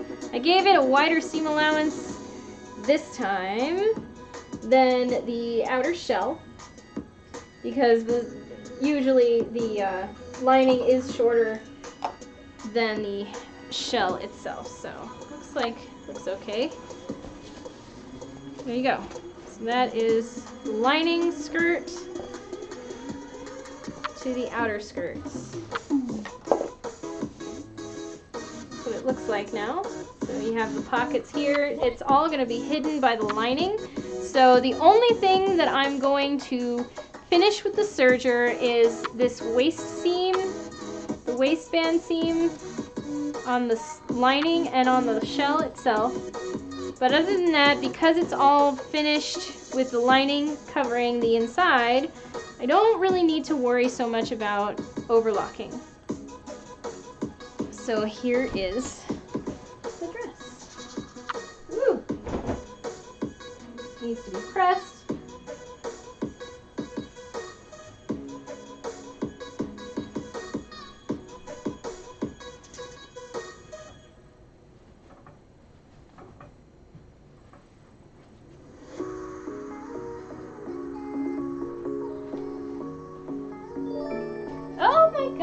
What is this? Ribbon Kitten! Ribbon Kitten, thank you so much for following. It's so happy that you're here, and thanks for joining us. Yeah, I was just finishing up the lining here. Maybe you saw some of that, but here we'll get a better shot of this dress. Does not have the zipper in it yet, but here we have the lining. Here we have the shell. The zipper is going to go here. We're going to attach these waist ties with buttons so that they can be removable. That's going to be super cute. So you have the waist tie. I don't know how much you caught of the stream, but here is the adorable head bow that we created for the dress, as well as a matching purse. So it has a little snap, it has a little button pocket inside, it's lined on the inside too. Very, very nice. Ooh. So that's what we've been working on. Let's see. Oh, it's still early. What do we got here? Oh, you had health problems, so I looked not much streams. Oh, I'm sorry. Well, I hope you're doing better. It seems like health things are going around lately, so My thoughts are with all of you. I do not like hearing about people being sick, so get better soon. I'm sorry. Anyway, some of this stuff we should probably put away. Oh yeah. I'm gonna put the bow right here. I thought that would be really cute. It's a lot of hand sewing that I need to do though, so I would like to show you guys how I put in a zipper when there's a lining. I don't know how many people know how to do that. I do need to serge the waistline. Oh yeah, see how much shorter the waist is to the main shell? I don't know if you can see that actually because it's not low enough, but there you go, okay. So here's the difference. And both of these are going to get a rolled hem on the inside. And then what I'm going to do is something called a swing tack. We do swing tacks, probably meeting on the side seams here. It's one of those things that you see on the inside. It's kind of like a long string that attaches your lining to your shell. And it's what keeps the lining from riding up when you're wearing something. I feel better, thanks. I had surgery and was 1 week in the hospital and now I'm back. My goodness, you guys. Well, I'm glad to hear that you're back and that you're doing better. So sorry. So, oh man, such sad news. Let's get some things cleaned up here. Where is my, there it is. I think I need that anymore. This is for cutting fabric.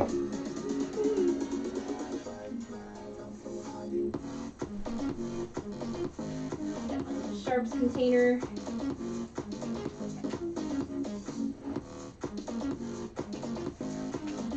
Okay.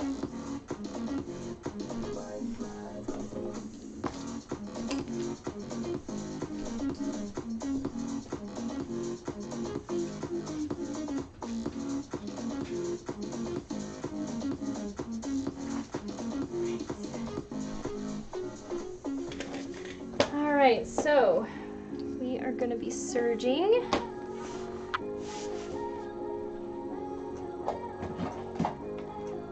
Or overlocking, however you want to say. Hi, I've been a subscriber on YouTube for a while. These streams are relaxing and fun to watch while doing my creative stuff too. That's awesome. Thank you. I am so happy that you watch my streams while you're doing creative things. That's lovely to hear. Let's all share in our creativity and be friends in our creativeness. So, oh, and let's see. Sorry to hear that you haven't been feeling very well. Arcano will get well soon. Oh, great.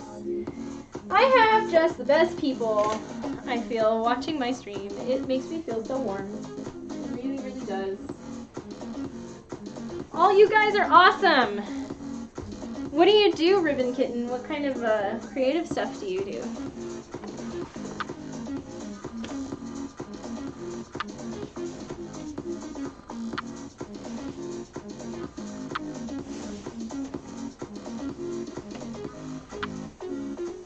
Oh, that's right. I have new knives on this thing.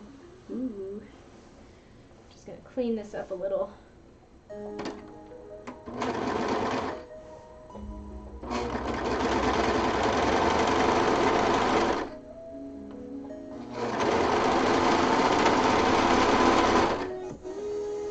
Trying to learn 3D modeling right now. Wow! I think I barely dabbled in 3D modeling and I instantly got frustrated. I'm like, nope, I can't do this.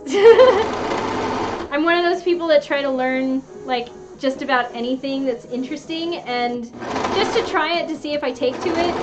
Sometimes I do, not all the time. 3D modeling was one of those, so I am impressed. I think 3D modeling is keen. It's cool. Is Is it just like generic 3D modeling, or doing it video games, or what do you want to do with the 3D modeling skill that you've got?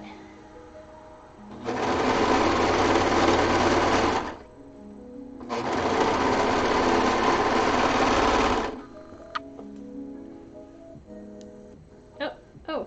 How did that get on there? Goodness. Okay, we're good. Okay, we're good.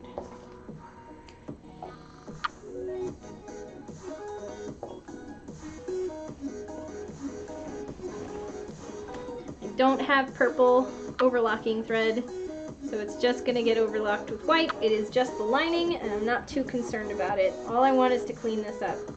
I mean, I suppose if I really wanted to, I could overlock this in black, but it's not too important. It's not something that's going to show through.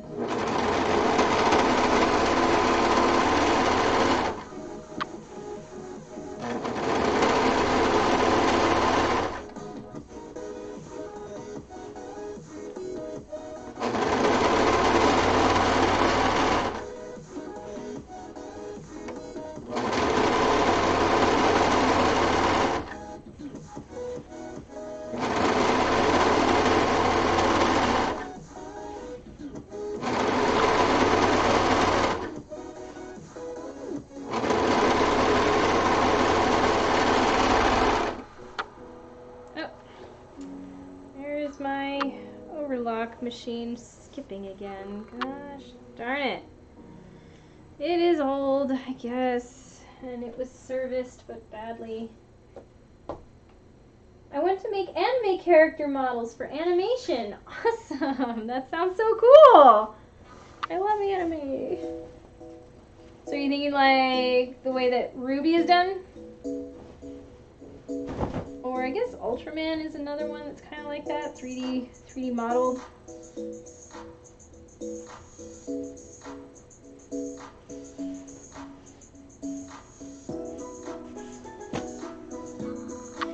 Oh my god, you guys, did I mention that this thing has pockets? Pockets.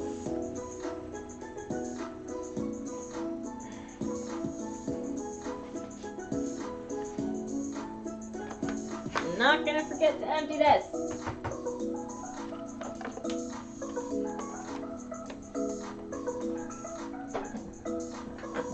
Okay. Now we have a zipper. It's an invisible zipper.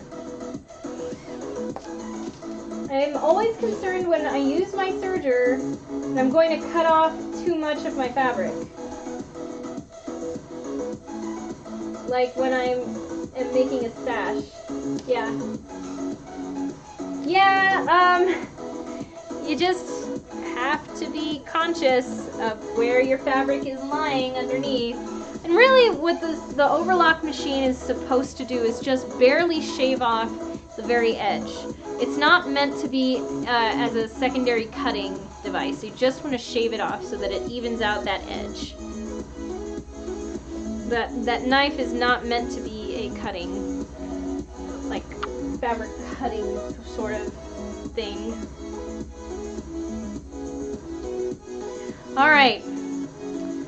So let me see if I can learn you something. So there are a couple things we need to do to prepare our zipper.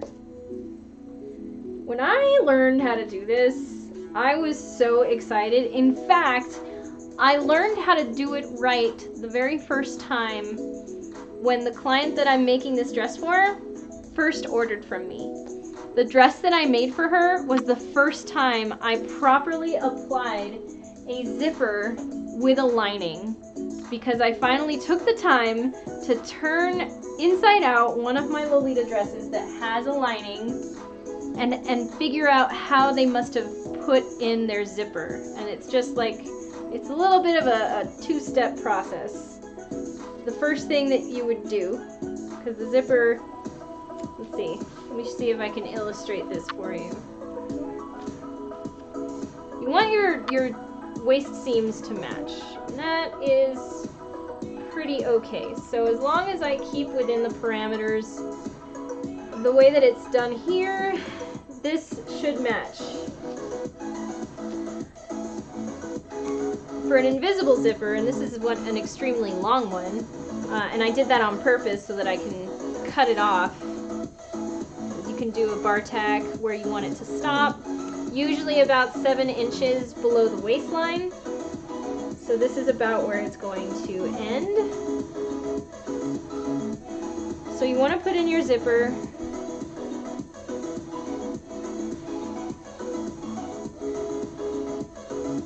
With the side first here.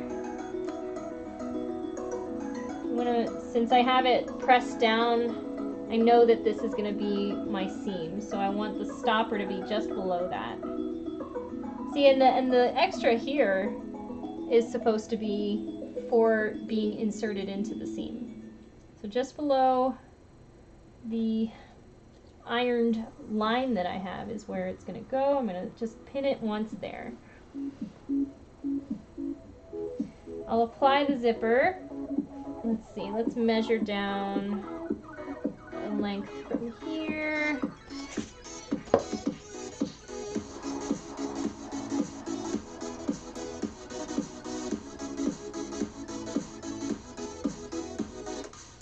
Maybe 17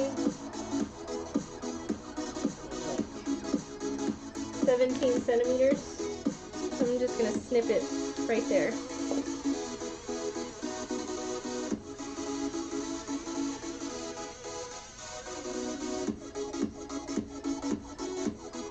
So I'm marking this evenly.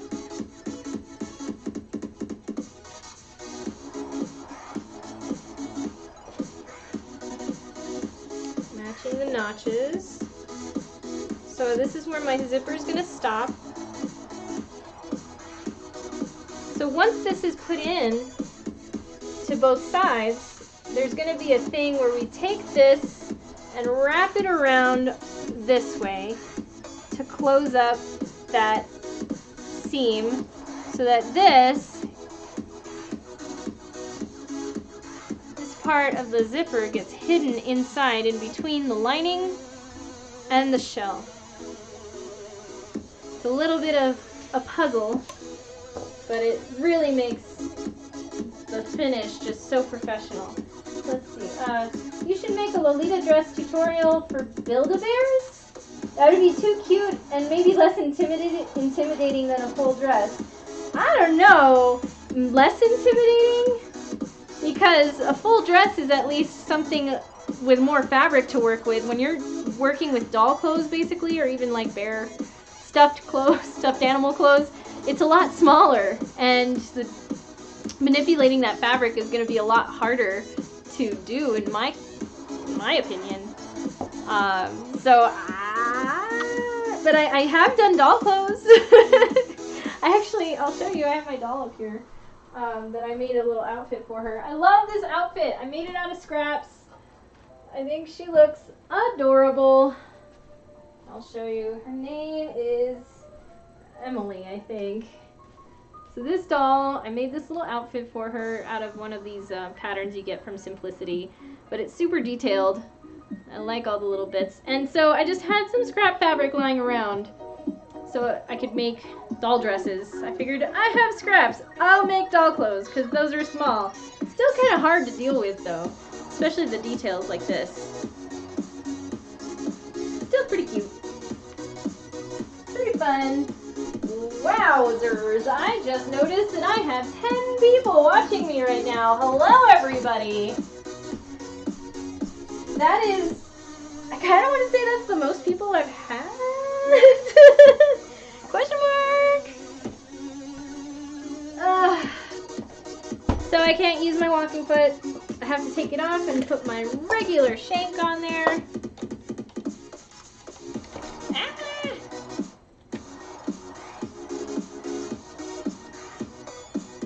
Because I need to put in my invisible zipper foot. How to put in an invisible zipper. Well, you need an invisible zipper foot. I suppose you don't need one, but it sure makes the job easier.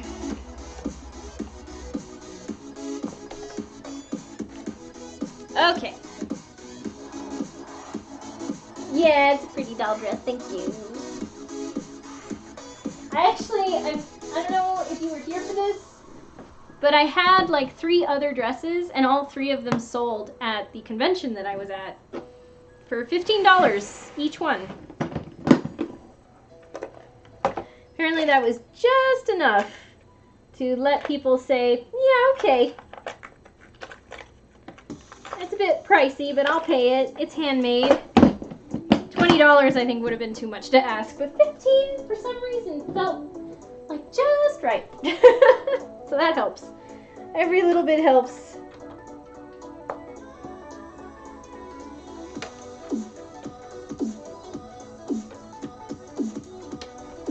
Okie dokie, I've got my, oh my gosh, it's a good thing I tried clearing that before running this thing. There we go, because the hole for my invisible zipper foot is right in the center, and this thing likes to go to the left when it starts up. Thank you. It feels very good to be recognized for your work. It really does. Alright, so I'm going to start sewing. Okay, I'll bring you down here a little bit. Just a little. Is that better? Sort of. Can you see? I don't know what the orientation of this thing is. Oh my god.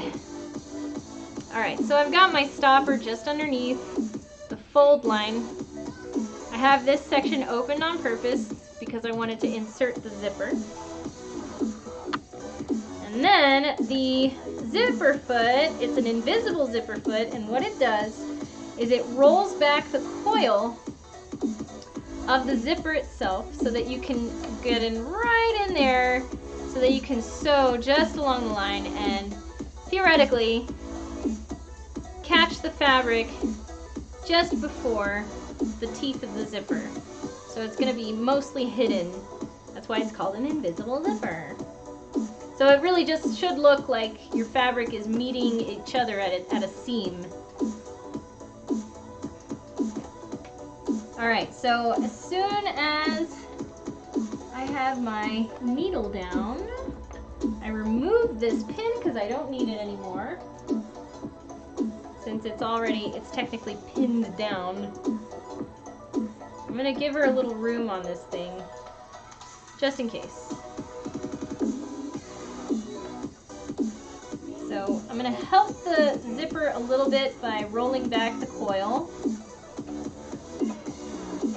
Start it off with a back tack. And go.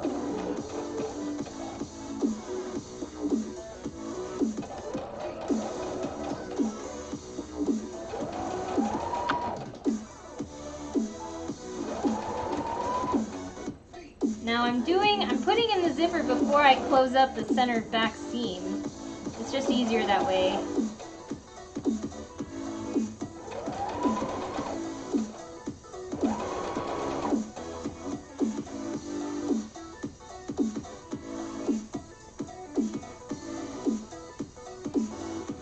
And what I might end up doing too is I might end up taking it in a little bit at the bust line, depending on how it comes out. So as soon as the shell is attached with the zipper, I'm going to measure the bust.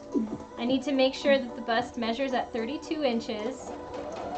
And it might end up being that I might need to take it in just on the top. So I'll have to put in a tapering, like a kind of a dart, maybe on the side seam of both the shell and the lining.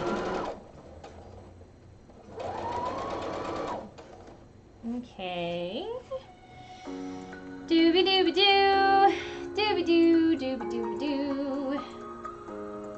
Just so.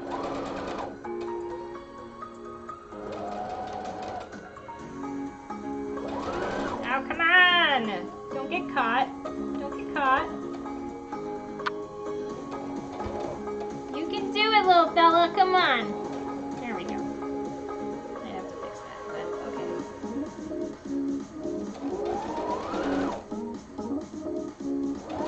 I'm gonna have to eat soon, guys. I have not not eaten yet. Let's see, where's my snippy snip? Right there. Okay.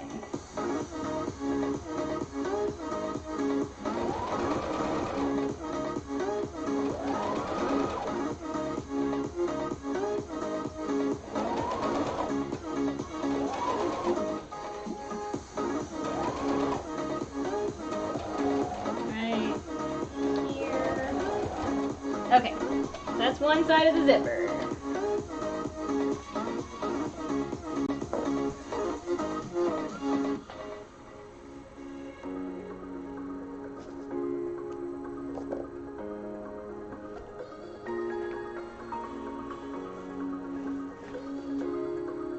See how well I did here.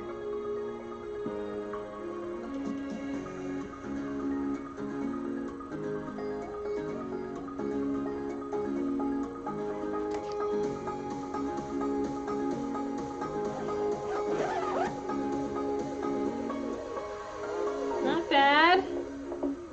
Not bad. Okay, and it stopped right here. It's pretty good.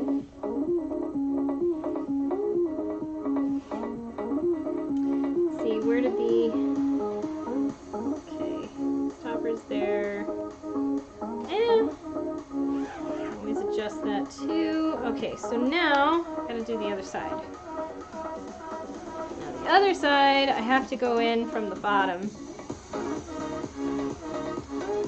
So one thing I need to do before I continue is make sure that this is going to set evenly with the waist seam right here. So as it's sitting right here, I am going to mark this with a little snip.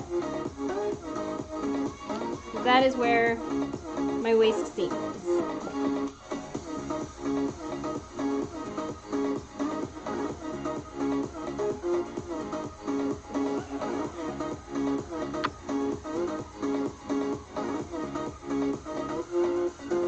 Okay, so for this, we know that it's going to go this way.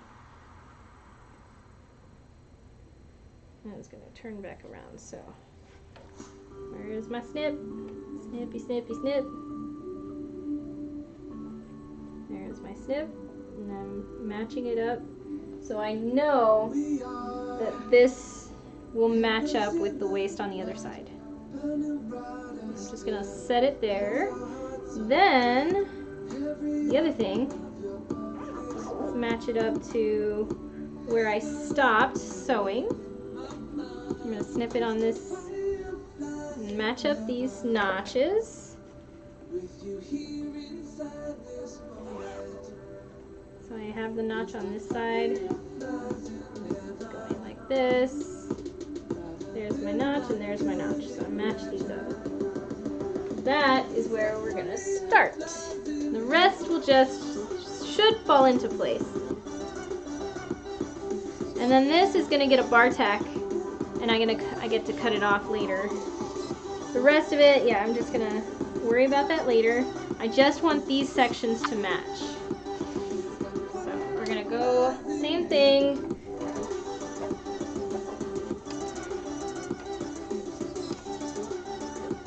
So I'm going to start it at the notch here at the bottom.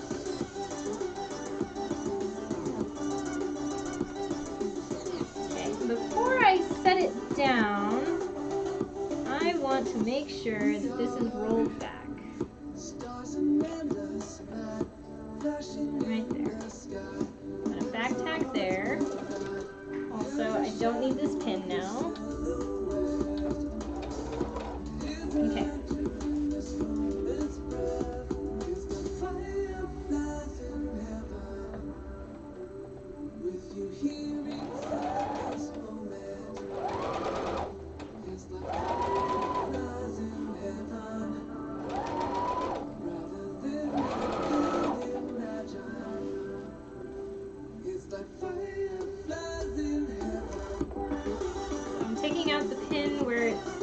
To match up with the waistband, because I can hold on to that notch and just make sure that it's going to fall in that place as I'm sewing it. So I'm keeping it taut, keeping both places firmly between my fingers,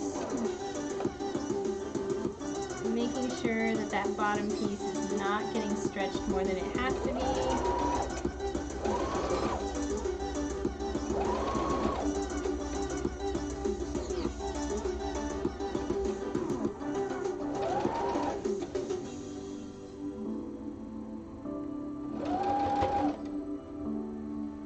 See how well I did.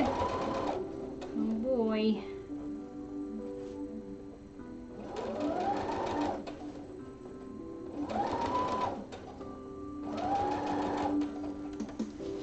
Okay, almost there.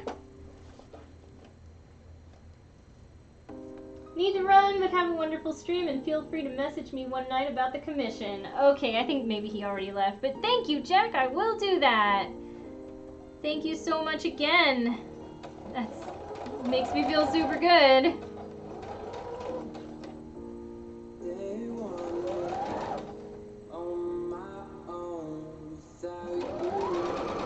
Oh boy. Here we go.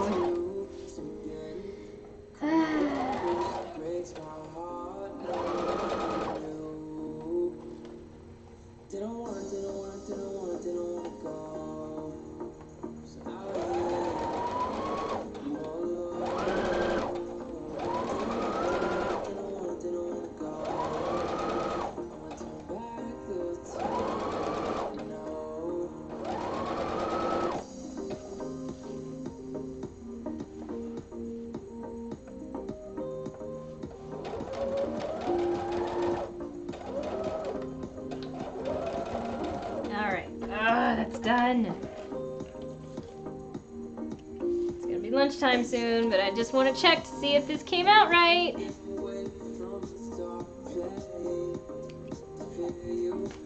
See if this is gonna close the way that we need it to. Let's get this situated.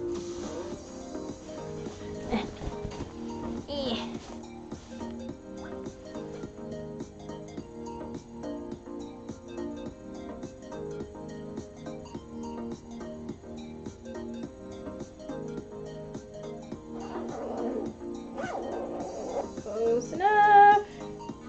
Yep, we got this little guy right at the edge.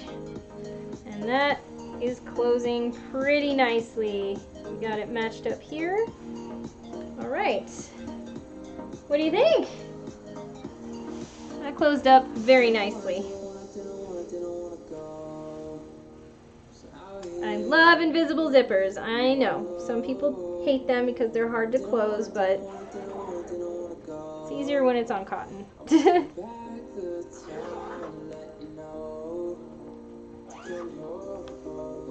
Nice, nice, nice, nice. Alrighty.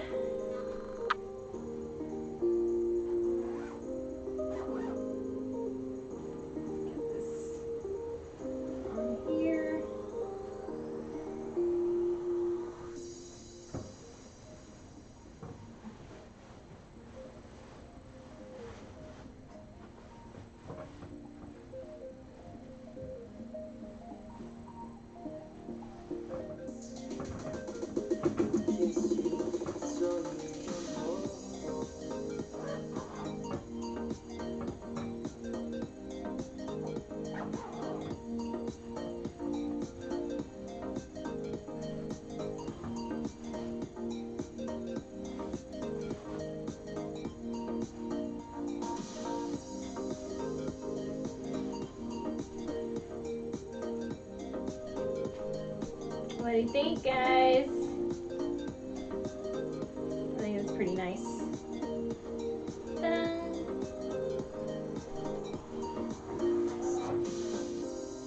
And the back side. It's such a cute print, my god. Okay.